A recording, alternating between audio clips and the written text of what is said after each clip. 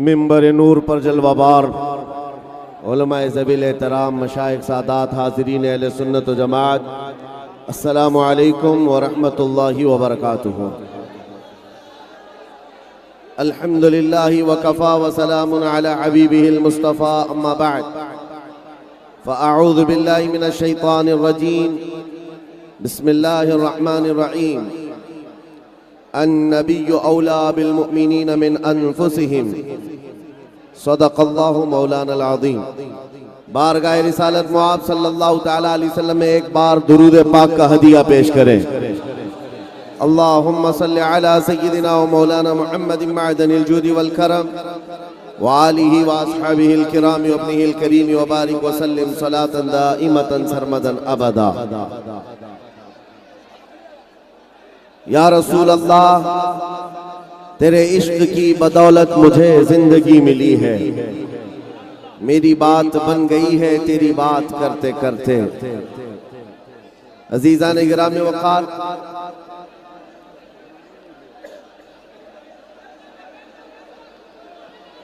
مجھے یقین ہے کہ یہاں پر جتنے آئے ہوئے ہیں یہ سب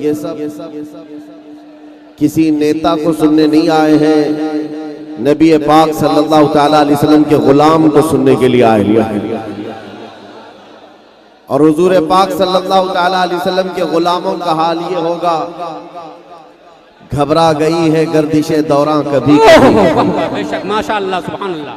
دیوان گانے عشق محمد کو دیکھ کر گھبرا گئی ہے گردش دوراں کبھی کبھی۔ یہاں پر کوئی شور نہیں مچا رہا ہے، بلکہ ہر آدمی جو چپ بٹھا رہا ہے وہی شور مچا رہا ہے۔ آپ غور کر کے دیکھ لیں، جو خاموش کرنے کے لیے آواز اٹھا رہا ہے اسی کا شور ہے۔ ہر کوئی کہتا ہے اللہ کا واسطہ چپ ہو جاؤ، سامنے والا کہتا ہے رسول اللہ کا واسطہ چپ ہو جاؤ، اللہ اور اس کے رسول کے واسطے۔ یہ دیکھو جتنے ہاتھ اٹھا رہے ہیں آپ سب شور مچا رہے ہیں، کوئی کسی کو خاموش نہ بٹھائے، کوئی کسی کو خاموش نہ بٹھائے۔ ہمیں پتہ ہے دنیا کی بڑی سی بڑی فوج کو سنبھالا جا سکتا ہے، دیوانوں کو نہیں سنبھالا جا سکتا۔ بہت خوب، ماشاءاللہ سبحان اللہ، بے شک۔ حضور پاک صلی اللہ تعالیٰ علیہ وسلم کے دیوانوں کا ہجوم ہے۔ میرے عزیزو، وقت ہمارے پاس بہت کم رہ گیا، میں ایک ہی جملے پر اپنی گفتگو ختم کر کے چلا جاؤں گا۔ اس طرح کی ہمہ ہمی میں گفتگو نہیں ہوگی۔ ایکو بند کر دو، ایکو بند کر دو، بیس بڑھا۔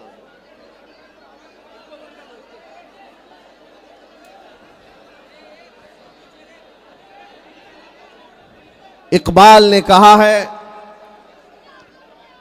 یہ غازی یہ تیرے پر اسرار بندے جنہیں تو نے بخشا ہے ذوق خدائی، دو نیم ان کی ٹھوکر پہ دریا و صحرا، سمٹ کر پہاڑ ان کی ہیبت سے رائی، دو عالم سے کرتی ہے بیگانہ دل کو، عجب چیز ہے لذت آشنائی۔ حضور پاک صلی اللہ تعالیٰ علیہ وسلم کی محبت کی لذت جسے ملتی ہے وہ دونوں عالم سے بے پرواہ ہو جاتا ہے، وہ بے خوف ہو جاتا ہے۔ آج جس لذت کی ہم سب کو ضرورت ہے وہ عشق مصطفیٰ کی لذت ہے۔ اور ایک بات میں کہہ جاتا ہوں میرے عزیزو، بار بار دنیا تمہیں خریدنے کی کوشش اس لیے کرتی ہے کہ بکے نہیں ہو، اور جو بکا ہوا ہوتا ہے اسے خریدا نہیں جاتا۔ اور بکا ہوا کس کے ہاتھ میں؟ دنیا کے ہاتھ میں نہیں، بلکہ شاعر نے کہا ہے بے دام ہی بک جائیے بازار نبی میں۔ بے شک، سبحان اللہ سبحان اللہ۔ بے دام ہی بک جائیے بازار نبی میں، اس شان کے سودے میں خسارے نہیں ہوتے۔ بے شک، سبحان اللہ۔ جو ایک بار دربار مصطفیٰ صلی اللہ تعالیٰ علیہ وسلم میں اپنے آپ کو سپرد کرتا ہے، پھر بڑی سی بڑی طاقتیں اس کی بولی نہیں لگا پاتی۔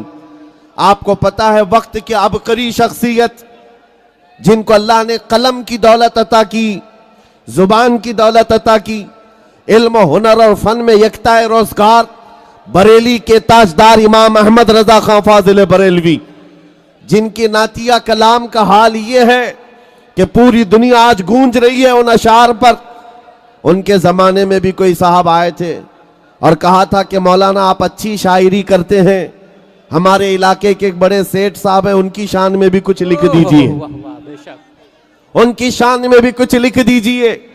اعلیٰ حضرت فاضل بریلوی صرف شاعر ہوتے تو لکھ دیتے، اس لیے کہ شاعروں کا مزاج ہوتا ہے، سیٹھوں کی تعریف کی جائے گی تو وہاں سے نذرانہ ملتا ہے، بے شک بے شک بڑے لوگوں کی تعریف کی جائے تو وہاں سے لفافہ ملتا ہے، لیکن وہ اعلیٰ حضرت صرف شاعر نہیں تھے بلکہ آپ کی زبان سے سنو اعلیٰ حضرت کون تھے؟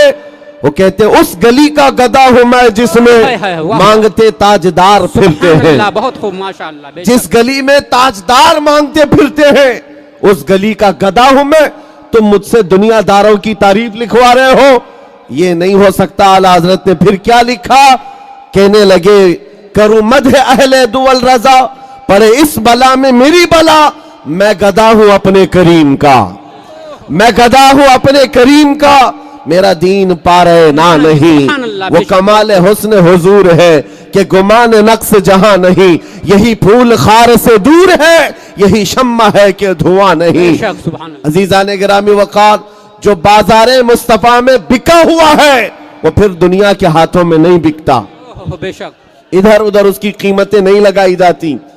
آج آپ کے سامنے صرف اتنی بات عرض کرنا چاہتا ہوں، دل کو بے خوف بنانے کے لیے حضور پاک کے عشق سے اس کو بھر دو، اس لیے کہ اعلیٰ حضرت یہ بھی فرماتے ہیں جس دل میں رسول پاک کی محبت بس جائے پھر اس کا حال یہ ہے خوف نہ رکھ رضا ذرا، تو ہے عبد مصطفیٰ، تیرے لیے امان ہے، تیرے لیے امان ہے۔ سبحان اللہ، اور پھر خود اپنے فخر سے یوں بھی کہتے ہیں کیا دبے جس پہ حمایت کا ہو پنجا تیرا، سبحان اللہ بے شک کیوں دبے جس پہ حمایت کا ہو پنجا تیرا، شیر کو خطرے میں لاتا نہیں کتا تیرا۔ سبحان اللہ بے شک دربار رسالت معاذ صلی اللہ علیہ وسلم کے جو دربار سے وابستہ اولیاء ہیں ان کے بھی کتے کا حال یہ ہے کہ وہ شیروں کو بھی خطرے میں نہیں لاتا، پرواہ نہیں کرتا، حضور پاک صلی اللہ تعالی علیہ وسلم کی محبت میں جو چلتا پھرتا ہے۔ میں آج ایک بات کہتا ہوں، بہت سارے لوگ ہم سے یہ پوچھتے ہیں اتنے سارے نوجوانوں کو آپ کیا میسج دینا چاہتے ہیں؟ جہاں جاتے ہیں یہ بھیڑ جمع ہوتی ہے اور یہ کیا میسج دینا چاہتے ہیں؟ کیا ان کو کسی بات کی تیاری کرائی جا رہی ہے؟ میرے عزیزو، جس کے دل میں بھی شک و شبہ ہے میں کھل کر کے بیان کرتا ہوں، میں صرف اور صرف اتنی بات چاہتا ہوں، اتنی بات چاہتا ہوں، ہماری کوئی ایسی تنظیم نہیں جہاں چاقو چوری بندوق بارود کی تربیت دی جاتی ہو، ہماری کوئی ایسی جماعت نہیں ہے جہاں خفیہ پلاننگ کی جاتی ہو، سیکریٹ میٹنگیں کی جاتی ہو، ہماری چھپی ہوئی کوئی میٹنگ نہیں ہے، کسی نوجوان کو ہم ورغلا کر کے کسی کو مارنے کی تربیت کبھی نہیں دیتے، ہاں بات صرف اتنی کرتے ہیں میرے عزیزو تمہیں کسی سے بھی مقابلے کرنے کی ضرورت نہیں، اپنے آپ کے دل میں حضور کا عشق ایسا بساؤ کہ تمہارے چلنے پھرنے سے ہی کئی کیڑوں کی یوں ہی موت آ جائے، واہ واہ بے شک سبحان اللہ سبحان اللہ کیڑوں کو یوں ہی موت آ جائے۔ عاشق رسول جس طرف سے چلتا ہے اس کی خوشبوؤں سے شیطان بھاگتا ہے، بے شک اس کی ہوا سے شیطان بھاگتا ہے۔ اپنے آپ کو بیچ دو بازار مصطفیٰ میں، بے شک نبی کریم صلی اللہ تعالیٰ علیہ وسلم کے دربار میں جو آتا ہے اس کا حال یہ ہوتا ہے۔ حضرت سفینہ کہتے ہیں ایک صحابی ہیں، جنگل میں انہوں نے راستہ دیکھا ہوا تھا لیکن بھٹک گئے، راستہ پتہ نہیں تھا اور ادھر ادھر دیکھ رہے تھے، راستہ تلاش کر رہے تھے، اچانک ایک شیر سامنے سے آیا۔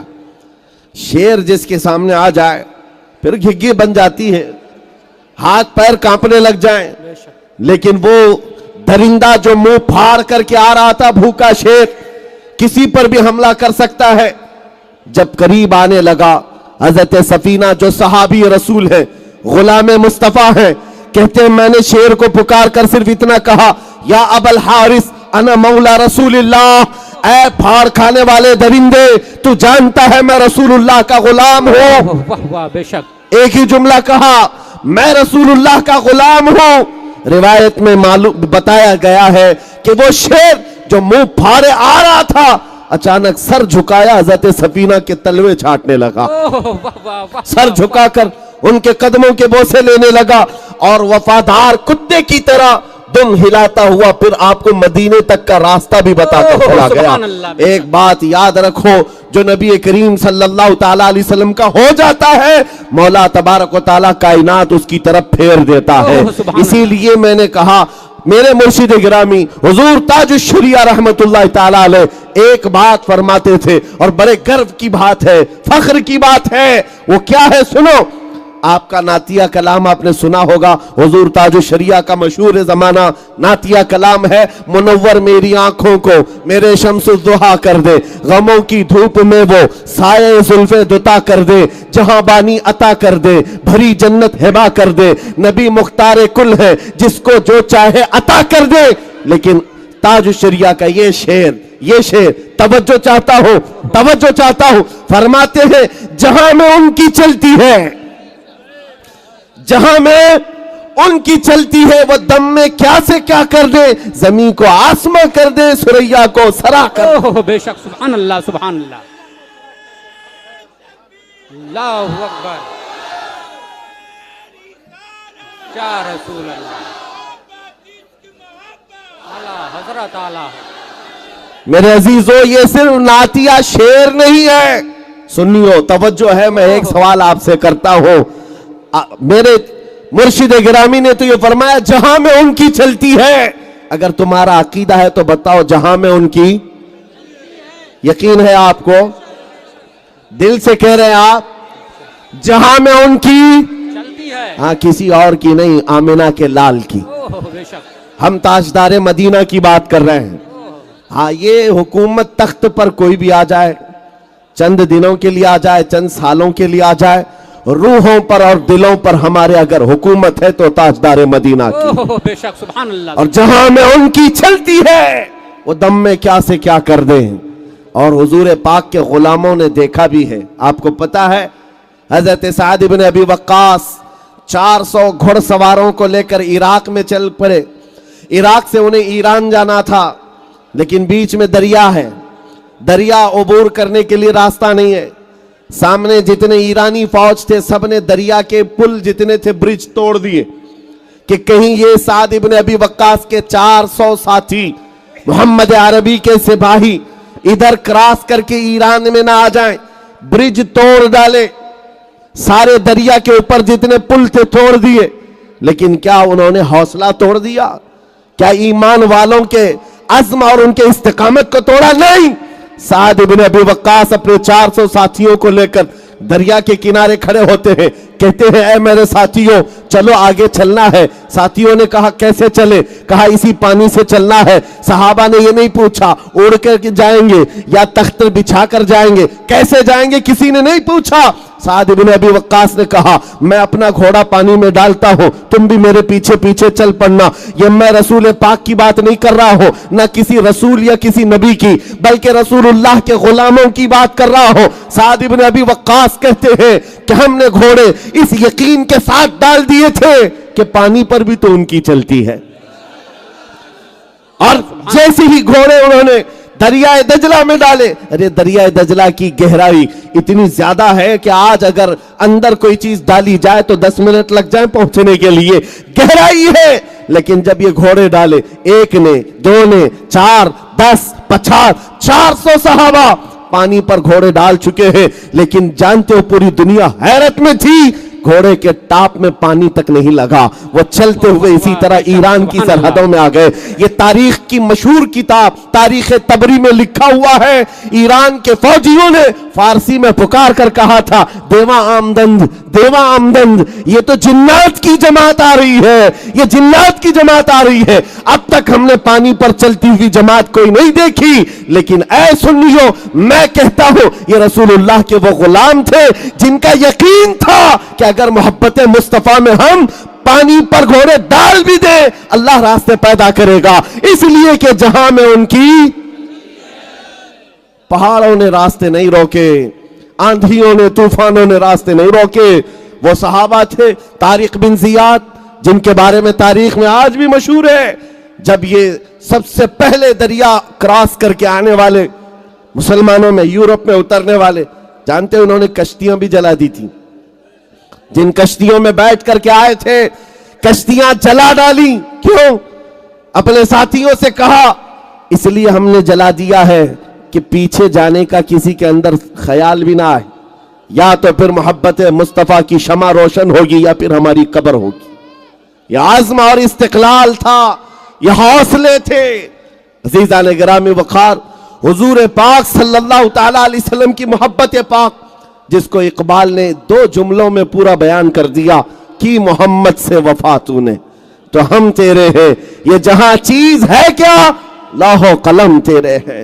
عزیزان گرامی، حضور پاک کی محبت کی لذت جسے ملی ہے انہیں اندازہ ہے. وہ ہواؤں کے تھپیڑوں سے نہیں گھبراتے، موسم کی سختیوں سے نہیں گھبراتے، ظالموں کے ظلم سے نہیں گھبراتے، اور اس طرح شیاطین کے شر سے وہ نہیں گھبراتے.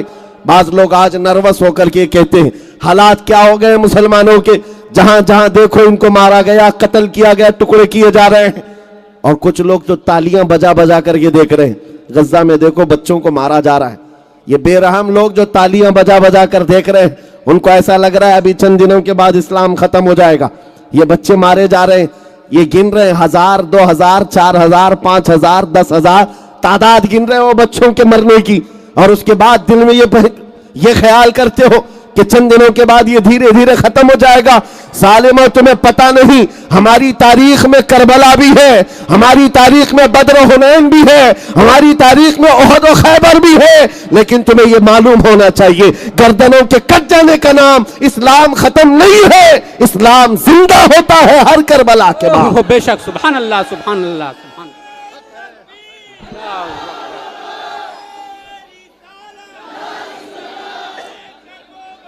زندہ باد. سبحان اللہ. نروس ہونے کی ضرورت نہیں حالات کے ساتھ. ابھی اس وقت کیا چل رہا ہے؟ اندھیرا ہے، رات کا وقت ہے نا، سب کو پتا ہے، لیکن کوئی گھبرایا ہوا نہیں ہے.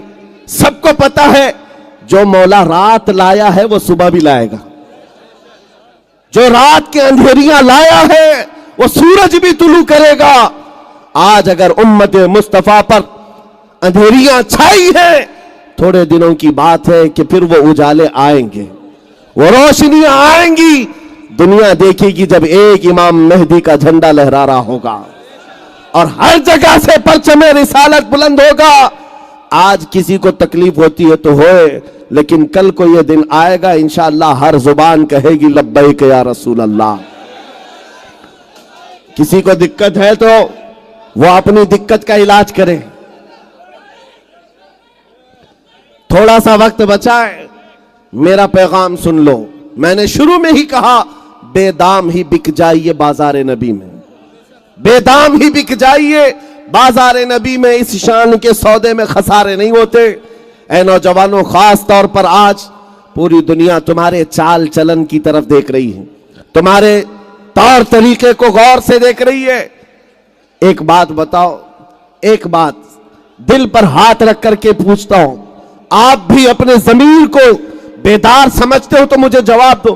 دنیا اگر تمہیں رسول اللہ کا غلام کہتی ہے تو کیا تمہیں کسی کو اعتراض ہے؟ کسی کو برا لگے گا؟ حضور کا غلام کہنے پر آپ کو کسی کو برا لگے گا؟ میں اپنی بات تو یہ کہتا ہوں، میں دعا یہ کرتا ہوں مولا غلام تو بہت دور کی بات ہے، اے اللہ پوری دنیا میں میری پہچان ایسی بنے کہ دنیا مجھے مدینے کا کتا کہا کرے. اس بات میں بھی ہمیں کوئی اعتراض نہیں بلکہ شوق ہے، ہم سعادت سمجھتے ہیں. میں آپ سے پوچھتا ہوں رسول اللہ کا اگر غلام کہتی ہے دنیا تو آپ کو تکلیف ہوگی؟ نہیں تکلیف ہے، خوشی ہوتی ہے. اور اگر خوشی ہوتی ہے تو میرے عزیز کھل کر کے غلامی کیوں نہیں کرتے؟ چھپ چھپ کر کے حضور کی غلامی نہیں ہوتی.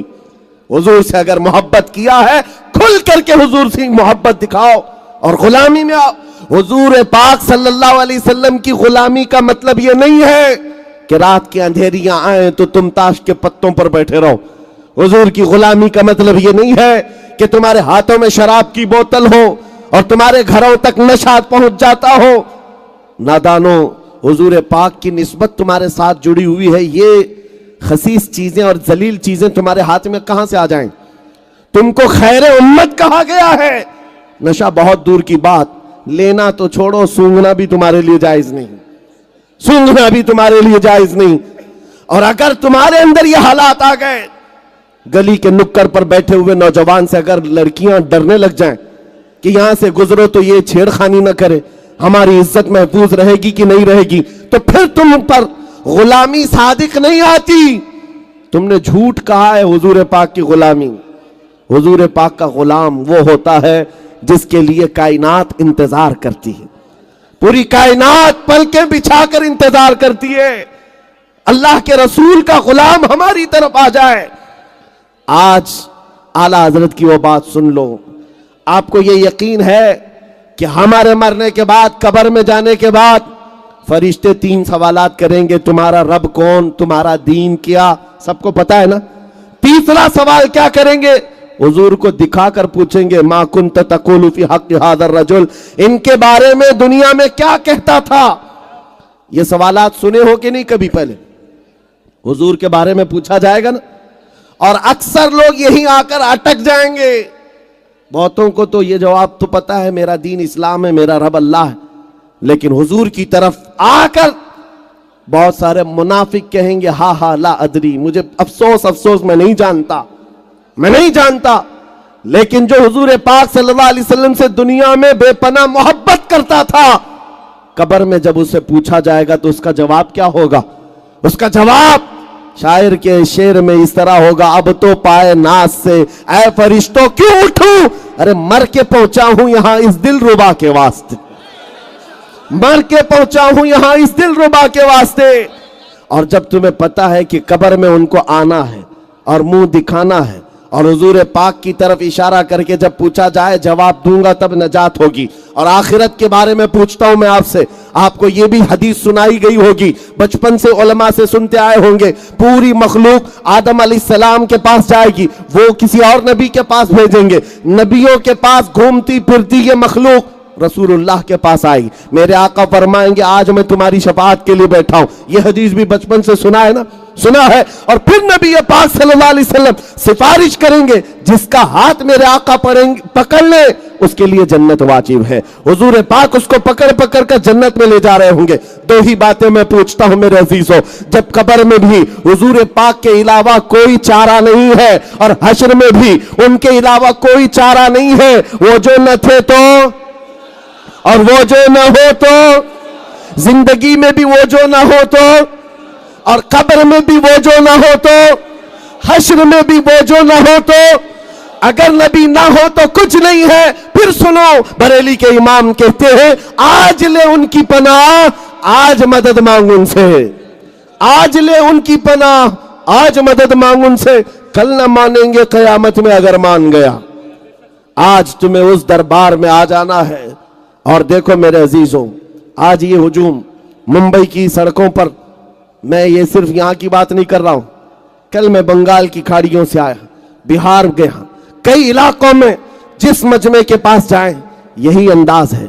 सारे मुसलमानों का डीएनए इश्क रसूल में एक ही नजर आता है, हर जगह एक ही है, एक ही तौर तरीका है। लेकिन मैं आपको बताता हूं, ये मिंबर पर जो मुझे इज्जत दी गई है या मेरे इंतजार में ये महफिल सजाई गई है, वो इसलिए नहीं है कि रूलिंग पार्टी का कोई नेता आया हुआ है या सत्ताधारी कोई मिंबर आया हुआ है। नहीं मेरे अजीजों, हमें जो इज्जत मिली है वो बात सिर्फ इतनी है, या रसूल अल्लाह जब तक बिके न थे तो कोई पूछता न था, तुमने खरीद कर हमें अनमोल कर दिया है। ये निस्बत मुस्तफा की बात है।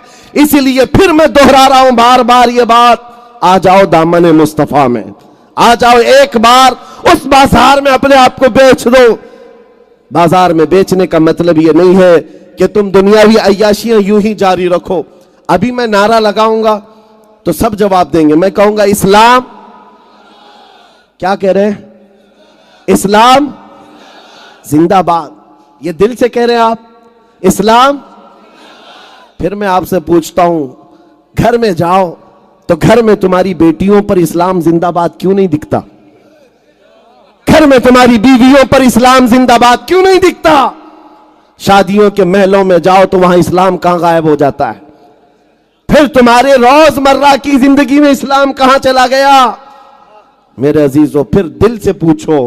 मैंने तो हर जगह नारा लगाया इस्लाम जिंदाबाद, लेकिन یہ کیسا جھوٹ ہے کہ گھر میں اسلام کو زندہ نہیں رکھنا چاہتا اور سڑکوں پر اسلام زندہ باد۔ ابتدا اپنے گھر سے ہو، ابتدا اپنی زندگی سے ہو۔ شرم ہے ان نوجوانوں پر جو حضور کی سنت نہیں رکھنا چاہتے اور جان دینے کی بات کرتے، حضور پاک پر جان دینے کی بات اور حضور پاک کی سنت سے دوری، یہ میل نہیں کھاتی بات، یہ عمل اور قول میں میل نہیں کھاتی ہے بات۔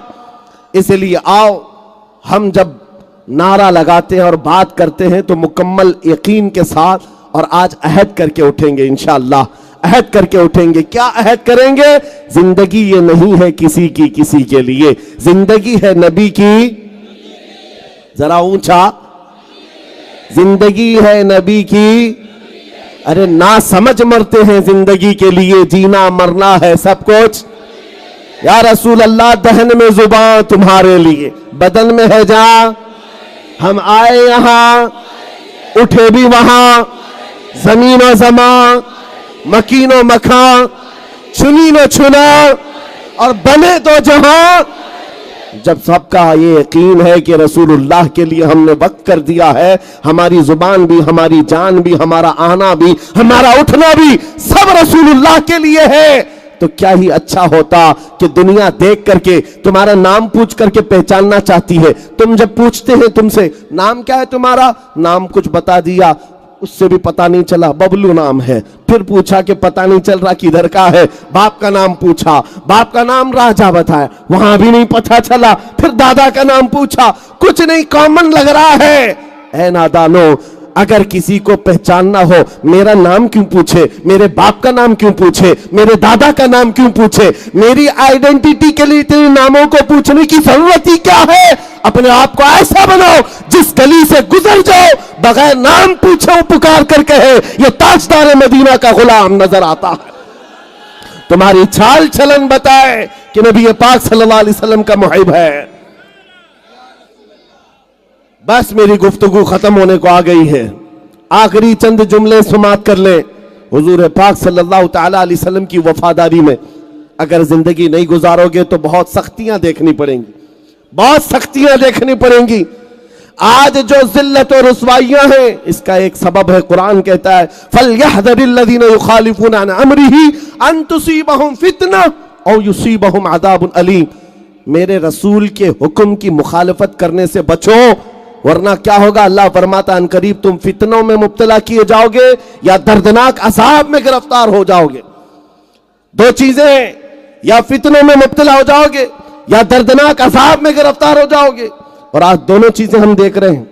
ہم فتنوں میں بھی مبتلا ہو گئے اور ایک طرح کے عذاب میں بھی آ گئے۔ یہ صرف اور صرف وجہ ہے رسول پاک صلی اللہ تعالی علیہ وسلم کی محبت سے دوری۔ عزیزان گرامی وقار، آپ کو پتا ہے جس کو یہ آشنائی ملتی ہے، جس کو یہ لذت ملتی ہے حضور پاک کی، پھر اس کے آنکھوں میں کوئی چیز نہیں جچتی ہے، پھر اس کو کوئی چیز اچھی نہیں لگتی۔ ایک نوجوان ایسا تھا، ایک نوجوان ایسا خالد بن ولید سیف اللہ المسلول۔ آپ کو پتا ہے آپ کے ساتھ جتنے نوجوان تھے ان کو خریدنے کے لیے کیا کیا کوششیں کی گئی۔ میں جو بات کہہ رہا ہوں اس کو سن لو۔ 3 نوجوان ایک بادشاہ کی قید میں آ گئے تھے۔ بادشاہ نے ان سے کہا کہ تم میرے دین پر آ جاؤ، میں تمہیں عہدہ بھی دوں گا، منصب بھی دوں گا۔ بھائیوں نے انکار کیا، بڑے بھائی کو کھولتے ہوئے تیل میں ڈال دیا گیا، دوسرے کو پوچھا گیا، اس نے نہیں قبول کیا، اس کو بھی کھولتے ہوئے تیل میں ڈال دیا گیا۔ یہ موب لنچنگ آج سے نہیں چل رہی ہے، برسوں سے چل رہی ہے۔ ہاں، پکڑ کر کے مارنا، قتل کر دینا۔ بادشاہ کے پاس طاقت تھی، قوت تھی، 3 بھائیوں میں سے 2 کو جلا دیا، تیسرا جو تھا 22 سال کا نوجوان، وزیر نے کہا بادشاہ سلامت، یہ نوجوان میرے ہاتھ میں دے دو، 1 مہینے کا ٹائم دو، اس کا پورا مائنڈ چینج کر کے لاؤں گا۔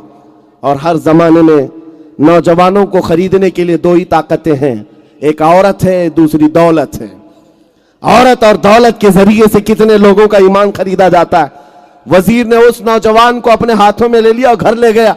گھر لے جا کر کے اپنی حسین و جمیل بیٹی، جس کے رشتے کے پیغامات بڑے بڑے بادشاہوں کے شہزادوں سے آتے تھے، اس لڑکی کو لگا دیا کہ تو 1 مہینے کا ٹائم ہے، اس کا دل اپنی طرف کھینچ لے اور اس کا مائنڈ چینج کر اپنے دین میں داخل کر لے، منہ مانگا انعام بادشاہ سے دلا دوں گا۔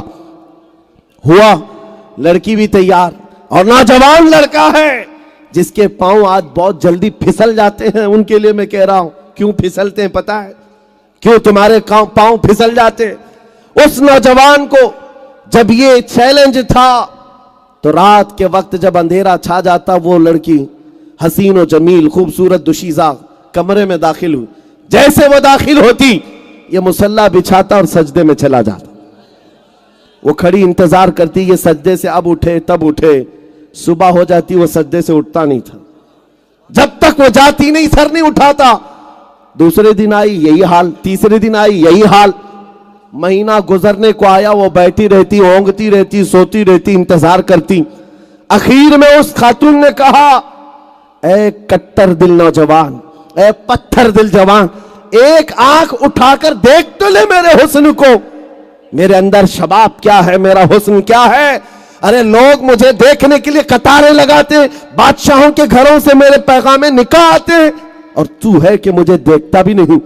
نوجوان نے سر اٹھائے بغیر کہا، اے خاتون تو اپنے مقصد میں کامیاب نہیں ہو سکتی، واپس چلی جا، اس لیے کہ جن آنکھوں میں جمال مصطفیٰ بسا ہو، دنیا کا حسن اسے دھوکہ نہیں دے سکتا، دنیا کا حسن اسے دھوکہ نہیں دے سکتا۔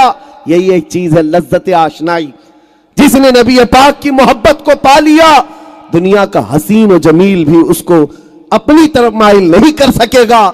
خاتون کا دل پگھل گیا، کہا مجھے تو اپنے ساتھ داخل کر لے، میں آئی تھی تجھے خریدنے کے لیے لیکن اب تیرے ہاتھ بکنا چاہتی ہوں۔ میرے عزیزو، اپنے آپ کو اس نوجوان کے حوالے کر دیا، دین میں بھی داخل ہوئی۔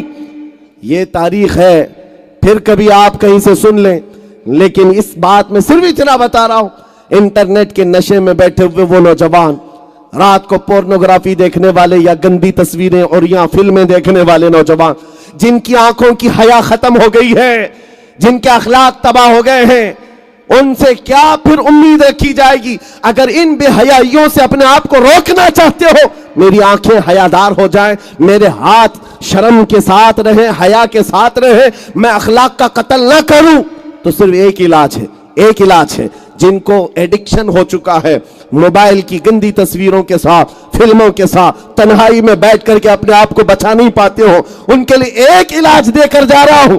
رات کی اندھیریاں جب آ جائیں، میرے عزیزوں، موبائل اٹھانے کی بجائے ایک بار وضو کر کے بیٹھو اور صرف اتنا کہو، یا رسول اللہ، سنا ہے آپ ہر عاشق کے گھر تشریف لاتے ہیں، یا رسول اللہ، سنا ہے آپ ہر عاشق کے گھر تشریف لاتے ہیں، میرے گھر میں بھی ہو جائے چراغاں، میرے گھر میں بھی ہو جائے چراغاں، میرے آقا آؤ کہ مدت ہوئی ہے تیری راہ میں اکھیاں بچھاتے بچھاتے، تیری یادوں میں اور تیری چاہتوں میں بڑے دن ہو گئے گھر کو سجاتے سجاتے۔